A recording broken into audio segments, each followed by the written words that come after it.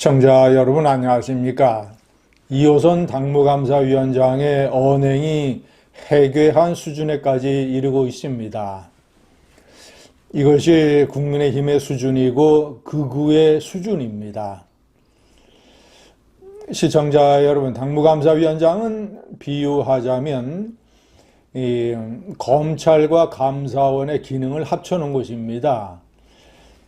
가장 중요한 기능은 각 당협이 제대로 돌아가고 있는가, 당협위원장이 역할을 제대로 하고 있는가, 이것을 비정기적으로 감사를 해서 그것을 각종 공천이라든가 아니면 당협위원장 교체 이런 데에 활용을 하는 것입니다.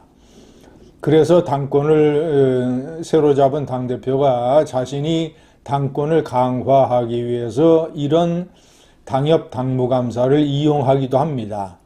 그것이 가장 중요한 기능이고, 두 번째는 해당 행위자 또는 여러 가지 당원 당규를 위반한 것, 이런 것에 대한 당무감사를 해서 그 결과를 윤리위원회에 회부하든가 아니든가 뭐 이런 식으로 결정을 하는 것입니다. 시청자 여러분, 그러니까 비유하자면 당무감사위원장은 검찰총장이나 감사원장에 해당됩니다. 그런데 이호선 위원장이 국민대학교 법대 교수죠.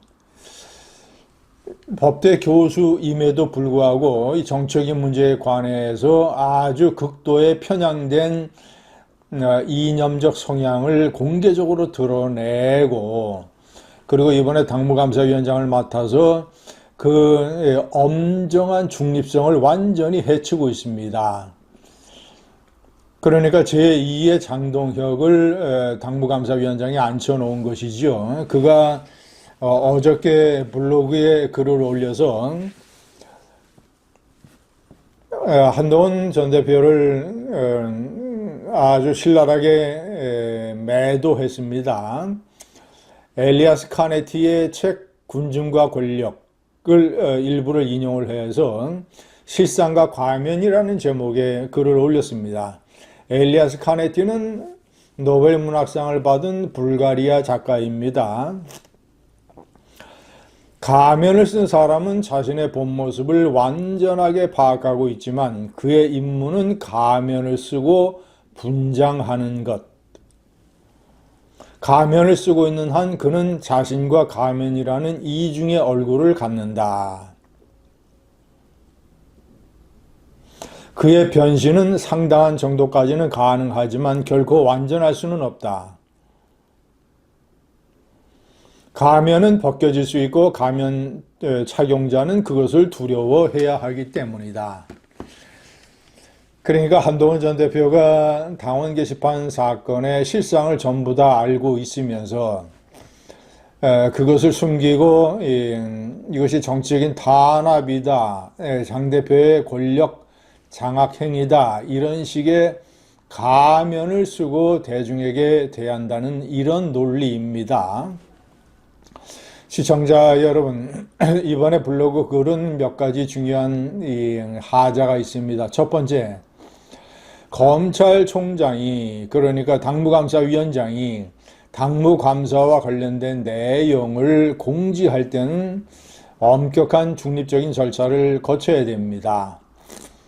지난번에 뜬금없이 1차 중간 조사 결과라고 발표한 것도 그러하거니와, 아니 이것이 무슨 이 내란 특검 사건입니까? 무슨 중간 조사 결과를 발표하게. 그리고 나서 개인 블로그에 이런 글을 올리는 것.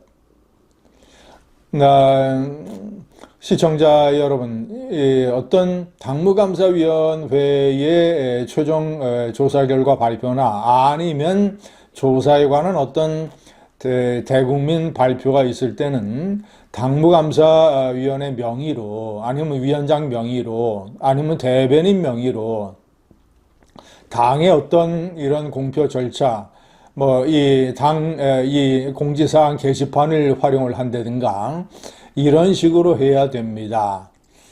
검찰과 감사원이 그런 식으로 하는 것처럼, 그런데 개인 블로그에, 비유하자면 검찰총장이 어떤 이 사회의 중요한 정치인에 대한 수사를 검찰이 진행을 하고 있는데, 검찰 조사를 받고 있는 그 중요 정치인에 대해서 뭐 이러쿵저러쿵 그를 비방하고 매도하는 글을 검찰총장이 자신의 개인 블로그에 올렸다고 생각을 해봅시다. 그거 하나만으로도 검찰총장은 해임 사유가 됩니다. 검찰총장의 자격이 없는 것이지요.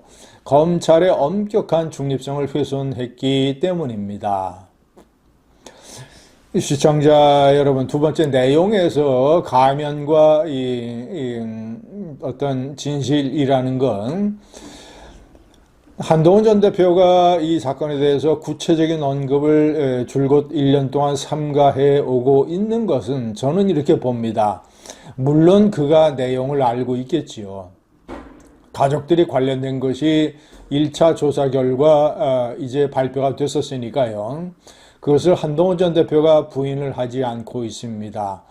그리고 구체적으로 좀 더 언급을 하지 않는 것은 완벽한 어떤 사건의 전체적인 실체, 예를 들어서 천여 개의 댓글의 내용은 진정 어떠한 것이었느냐.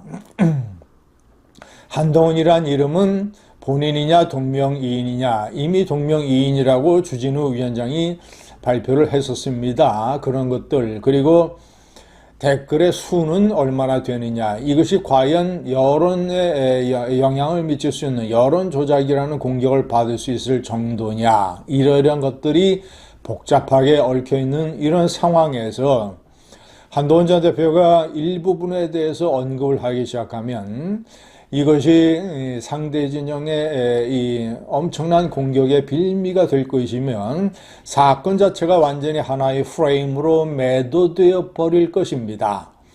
그렇기 때문에 한동훈 전 대표는 당무감사위원회의 발표가 나오기 전까지 언급을 하지 않고 있다고 저는 봅니다. 그것은 정치적으로 상당히 제가 봤을 때는 필요한 자세입니다.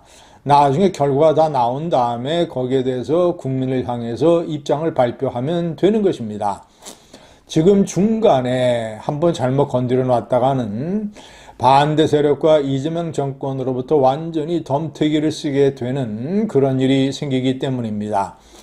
그래서 가면과 진실이라고 하는 엘리아스 카네티의 책의 일부를 인용을 해서 이호선 위원장이 주장하는 그런 논리도 틀렸습니다.